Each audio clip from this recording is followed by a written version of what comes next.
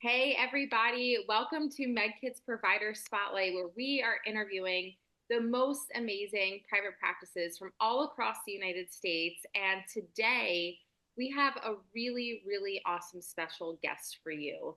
We have Ajita Shah, owner and program director of Innerspace Counseling, as our guest speaker. And we're so excited to have you. Welcome.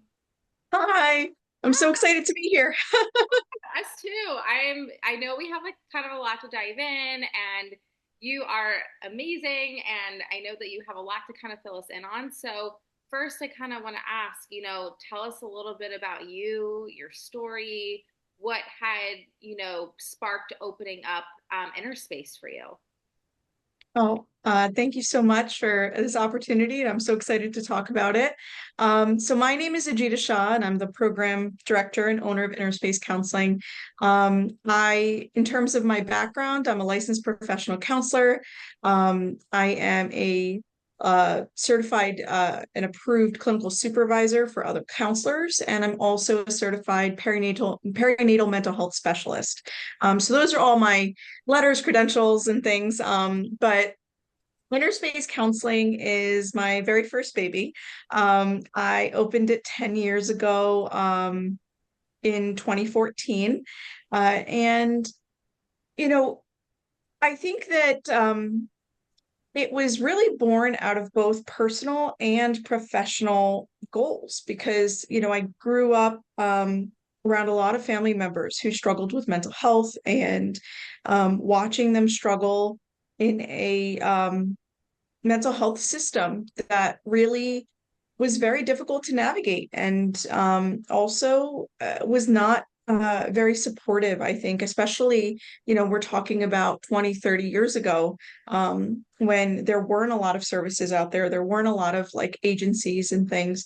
And so to watch people that were very close to me struggle with mental health issues and not be able to access the appropriate care really was a driving force in my early years of going into counseling, being a counselor.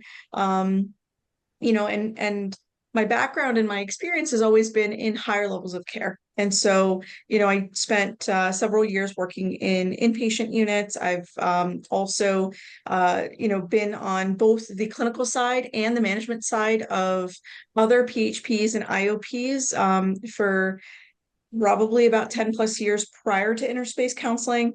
And then, 10 years ago, I kind of said, I really want to create my own impact and start an agency. And I think from a professional side, that was born out of sort of seeing a lot of the gaps that larger agencies, kind of found themselves in when trying to create impactful services.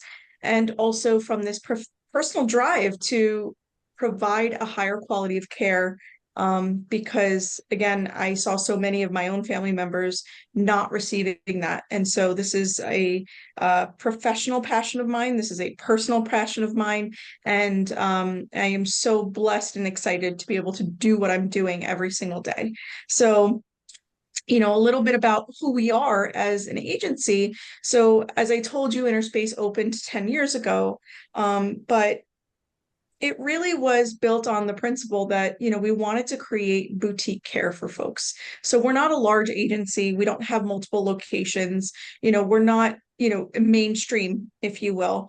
What we do offer is a safe space where people can come, they can feel empowered, where they can feel cared for, that they can receive compassionate care, you know, um, trauma informed care and and I think that those are the important values that we've kind of built this agency on. And I'm going to talk to you in a little bit about my team because I honestly can't take all the credit for this. I really can't. I've been blessed in many areas, and that includes having a wonderful team of clinicians that have really spearheaded this project. And so that was sort of the brainchild of Innerspace.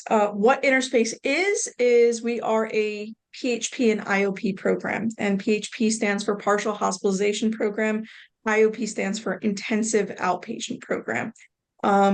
And what those are alternate levels of care. So in the normal spectrum of care, people typically know outpatient services. So they know I go to see a therapist once a week, I go to see a doctor once a month.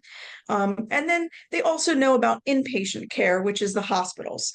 What we are is we're sort of that middle ground. We're that intermediary level of care where folks can come to help stabilize more acute symptoms, still perhaps prevent hospitalization, or just get a little bit more support than what traditional outpatient services can provide.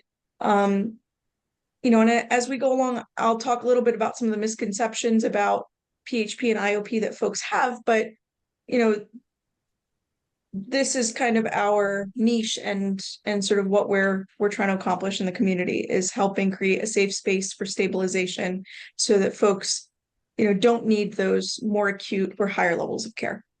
I love it. I feel like you have found like the Goldilocks of care. Like you have taken, your background and experience, seeing what happened to your family, to being in different working environments and meshing all of that experience and saying, I'm going to create something that I know the community needs. I know that people need, and they're not getting because everywhere I've been, there's been tons of gaps in the system and people have been Yes. let down. And through that experience, you have built kind of like you came to the mountaintop, right? You found like Yeah. you found you found holy ground. And I think that's really awesome that you have spent, not only 10 years in the making of, Innerspace and making that an amazing organization, but you really tailored it to not how only can I help people, but where are the gaps? Like where Yeah. are people not getting resources from? And let's fill that in first. And so that's super, super cool. So what would you say like are people most struggling with? What are like the kind of common areas that you find that you're treating, or maybe you've gotten like a ton of intakes this week and you're like, wow, like this is really prevalent in our community right now. Yeah, absolutely. So some of the things that we consistently see are depression, anxiety. We're seeing a lot of OCD symptoms recently, folks struggling with OCD. Trauma, is seems to be very prevalent in our society, and understandably so. I mean, there's a lot going on, in the world, in the news, and just I think relationship dynamics, a lot of things have changed. And so I think there's a lot more trauma, unfortunately, in the world. And we're also seeing a lot of mood disorders, bipolar disorder, a lot of first break, young folks who are going through their first breaks with mental health, um, you know, and and just in general, as I said, a lot of anxiety.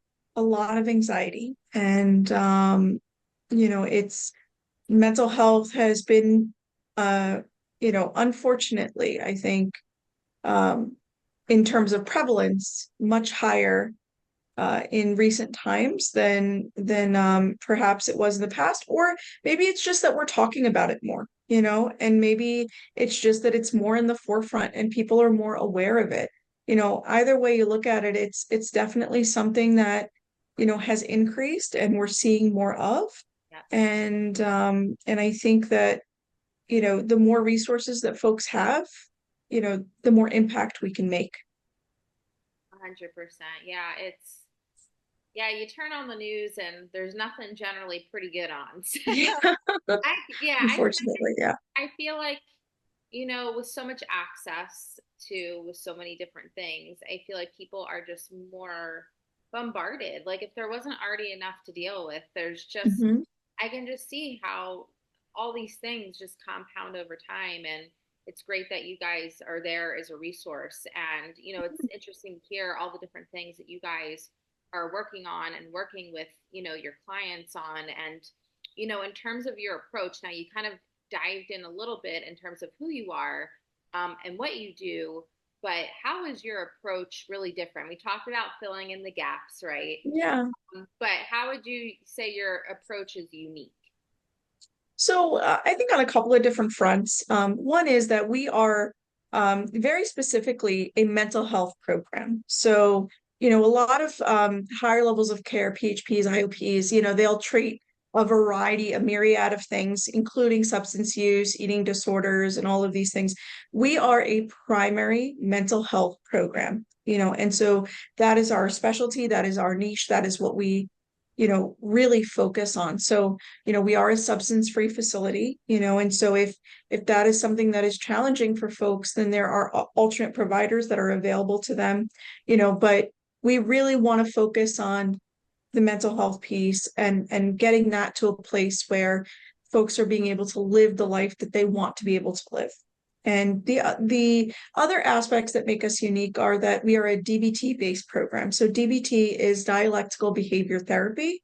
And it's empirically based. There's a lot of research behind it, and it comes with a very structured curriculum of skills that cover things like mindfulness, distress tolerance, emotion regulation, being able to come away from that black and white thinking. And so we take DBT and we also combine aspects of another very empirically based treatment protocol called CBT, cognitive behavioral therapy, and helping folks to be able to challenge their negative thinking, being able to challenge those intrusive thoughts and, come out the other side being able to think more clearly, more positively, and learn concrete skills that they can use for stabilization. This is a short-term level of care designed for stabilization to help folks not need those higher levels of care that exist because, you know, honestly, who wants to be in the hospital, right? Who wants to, have that level of acuity and all of these things. So this is an opportunity for folks to be able to stabilize that in a short-term outpatient level of care where they still go home every single day and they come back for that support and still have that autonomy to be able to start feeling better.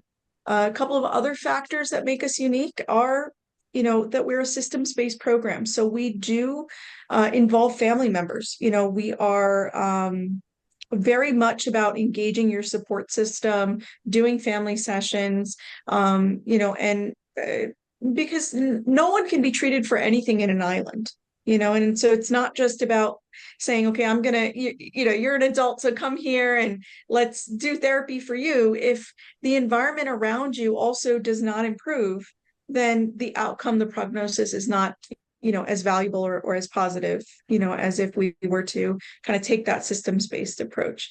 The last thing I would say, very honestly, is my team. I have a rock star team of clinicians. I mean, therapists, the prescribers, the admin staff. I cannot speak highly enough about these professionals who, they really do, make it their mission and they care about their clients and they go the extra mile and they're very much dedicated to their craft and educating themselves constantly about, new techniques and, getting that continuing education and really putting their best foot forward. I mean, we do a lot of supervision on our team. We meet as an interdisciplinary team, so we're constantly collaborating with each other. But I think that it takes a lot of, personal drive and a lot of, passion and care to do this work. It is hard. It is not forgiving sometimes. And I think that I have been very blessed to have a team of clinicians that very much, this isn't just a job for them. They much care about what they're doing and the outcome and the client. And so I think that's the biggest thing, all of the DBTC, everything else aside, I think the biggest thing is, the people that you have on your team that really makes or breaks the kind of care that you provide and the impact that you have. And I have to say, I'm very proud of this team on a daily basis. That's so awesome. Yeah, I find that in a lot of situations, there's a lot of communication breakdown. And it's so Yes. awesome that you guys are just like you're meeting regularly together. I think that's awesome. Team is huge. So go team. Yeah. Woo, Yeah. go team. That's Yes. it's I mean that's huge. Having a Yeah. great team and people that you can tell are very passionate about what they do. And your field of work is very, very difficult and it's also very, very serious. And I love that Yeah. you have created and also came up with so many different ways to help people, different methods. And Mhm. I think always constantly learning, that's huge. So I love that you have Yeah. brought so many different things to help a patient. And I love that you also meet with their families or meet with their support systems, because if their environment, if that isn't working for them or Yeah. going well, you're throwing them right back to the wolves, right? And Exactly. not Yeah. really, you're kind of patching them up, but you're It's like, great, you learn these skills, but here, go back into the fire and enjoy. yeah, It right. doesn't really work out well. So I Yeah. feel like that makes so much sense. And that's so Yeah. important that, and I think that just what makes you guys kind of go the extra mile, Yeah. which is super cool. That people would do that, would go that, it's not just the patient, it's everything that is surrounding the patient, that we have to address. And that's a very awesome, like holistic way to look at Absolutely. it. So good on you guys. Thank you. Job. Thank you. Thank you. Thank you. I Yeah. love it. Something that I typically love to ask, um, is, and I'm sure people ask you tons of questions, and you're like, where did you hear that from? Probably Google, but there's probably a lot of misconceptions about the kind of facility you are, or just in general about the mental health field. Like Yeah. there's a lot of things you don't know what you don't know. So what would you say that are kind of common that might come up, if you can debunk some of them for us? Yeah, absolutely. So, I think that, you know, it's so interesting because, mental health is not seen on the same spectrum as like having a cardiac problem or, hurting your knee or something like that. And I think that when it's a quote unquote medical problem, people are more readily, open to seeking treatment. Like, oh, okay, there's something going on with my heart. I'll go to a cardiologist, right? And I think with mental health, the challenge is that there's this huge stigma around mental health, and there's this I get this myth a lot from folks that getting mental health treatment is a sign of weakness, or it's someone's going to judge me like because I can't get over this problem. And I always like to flip that and look at it as, how brave must you be to seek treatment, and I think that it is very brave to be able to acknowledge for yourself that, hey, something's wrong. Our gut, that's our best indicator of how we're doing. And when your gut tells you something's wrong, something doesn't feel right, your body feels off, your mind feels off, because we do know that the mind and the body are connected. So what happens to one happens to the other.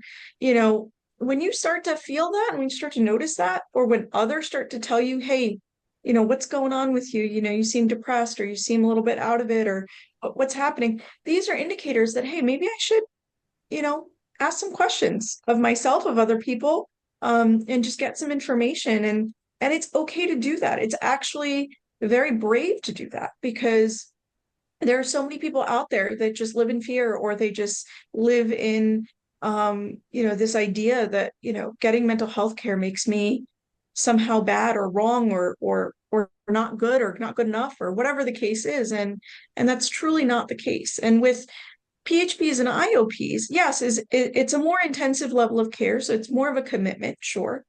But if in a period of 12 weeks or 15 weeks, you can feel like you're back on the path towards the life that you want to live, then what is 12 to 15 weeks in the expanse of your life, essentially, right? It's a blip in the radar.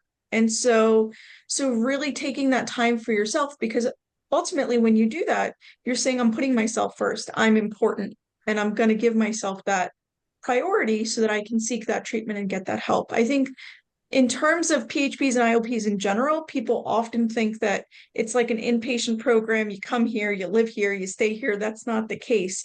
You go home, you come in, at 10 o'clock, you leave at 3:30, or you come in at 10, you leave at 1, or you come in the evening.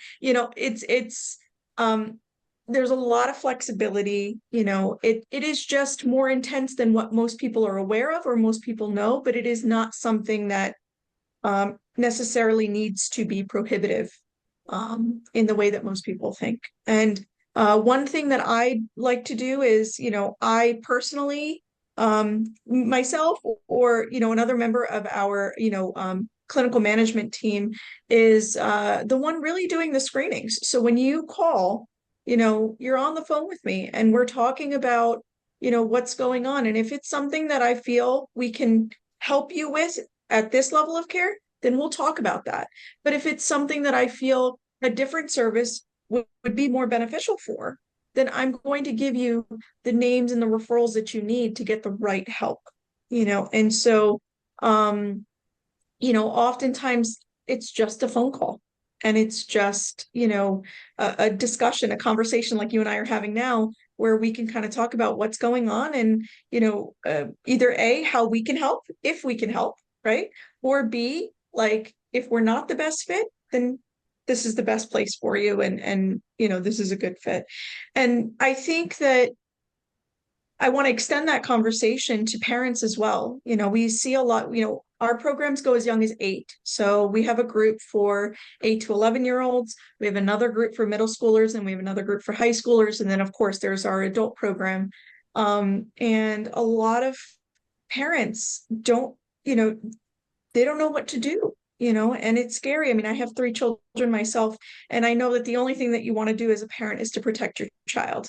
And, it is the most helpless feeling when you cannot fix something for your child, whether it's on purpose, you have to let them kind of learn it on their own, or, it's just, you have to sit back and just kind of radically accept that you have no control in the situation, whatever it is.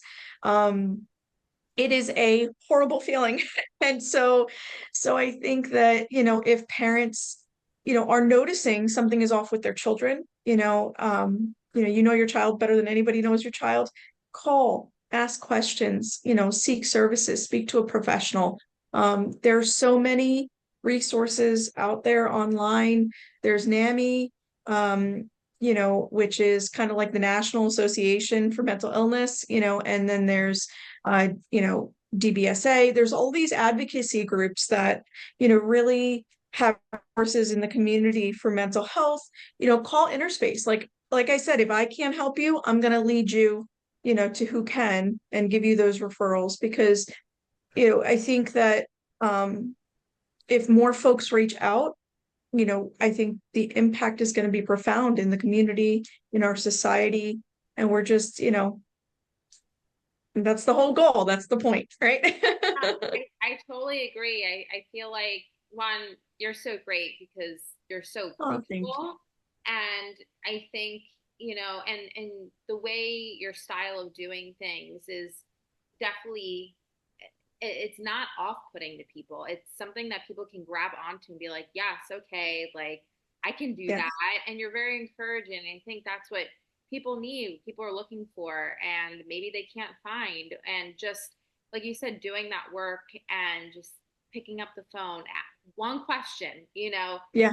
one resource. And, I understand the stigma. I know I can't stand that it's out there and people, I'm like, yes, Mhm. you're getting some help. That's awesome. I'm like, you're doing the Yeah. work. That's great because you don't have to feel this way. You don't have to go down this path. If you need ACL repair on your leg, you're going to get it done because you can't walk, right? Right. Something is not happening the way it should be up in here and you're not feeling the way you should.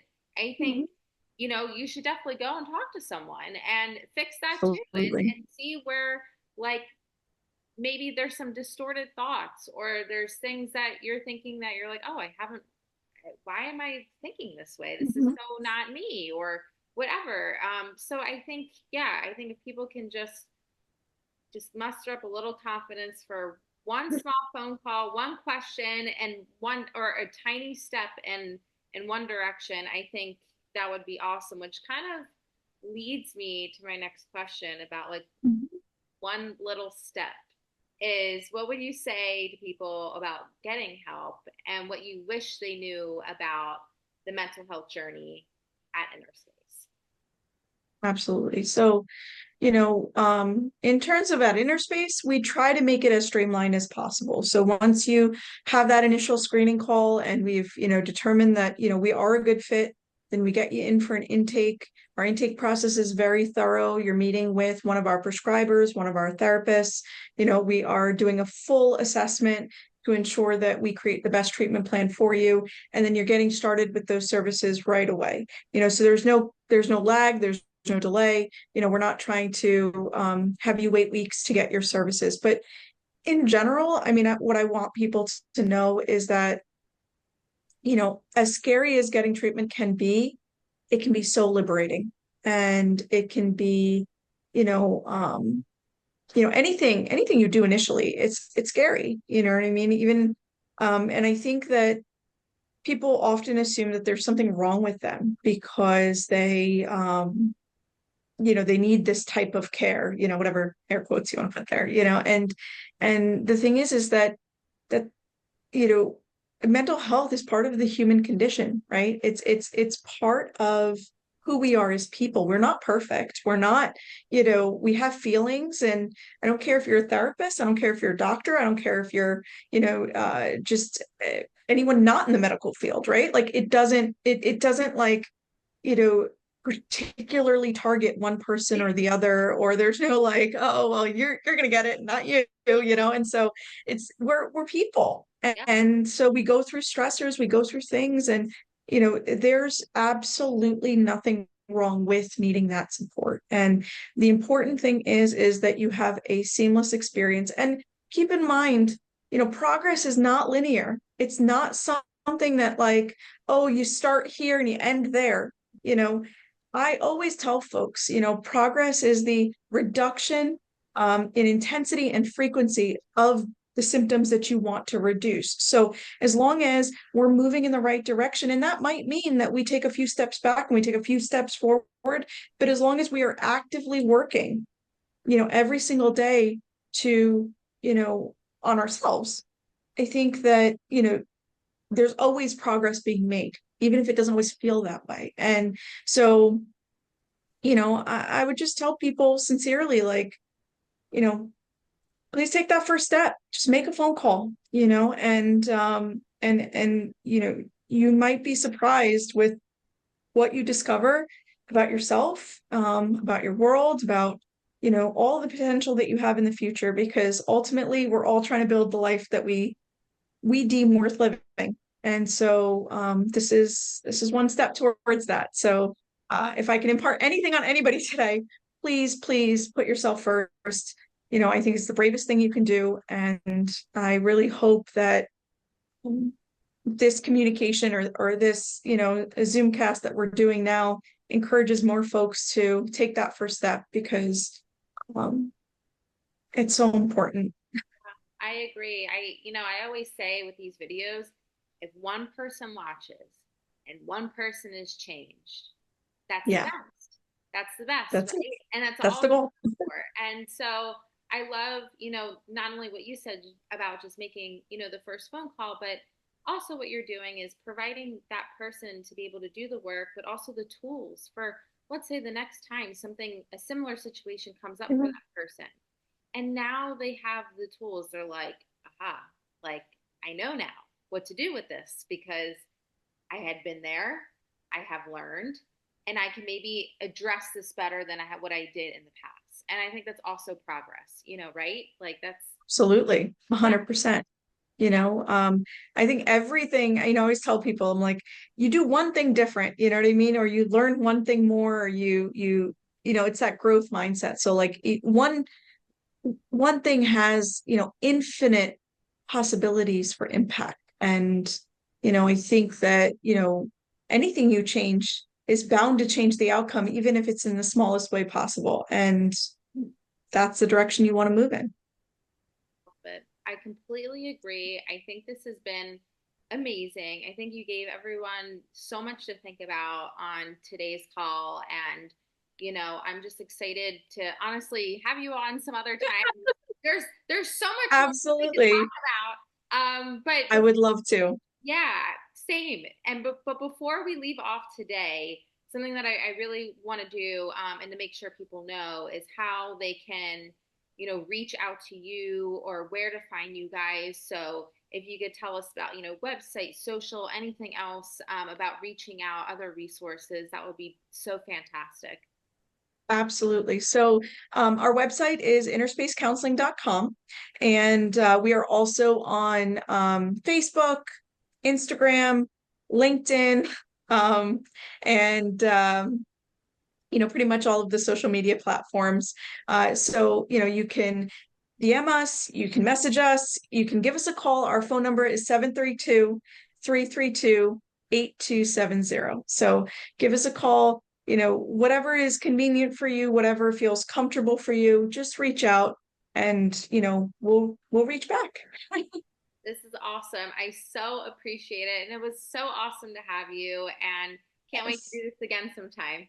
Thank you so much, Rachel. This has been a pleasure, and I'm really, passionate about this work. So thank you for creating a platform that allows us to talk about this stuff and kind of spread the word and bring more awareness to such an important topic. So thank you so much for having me and for this opportunity. It's been a pleasure. Same here. See you, Ajita. Bye.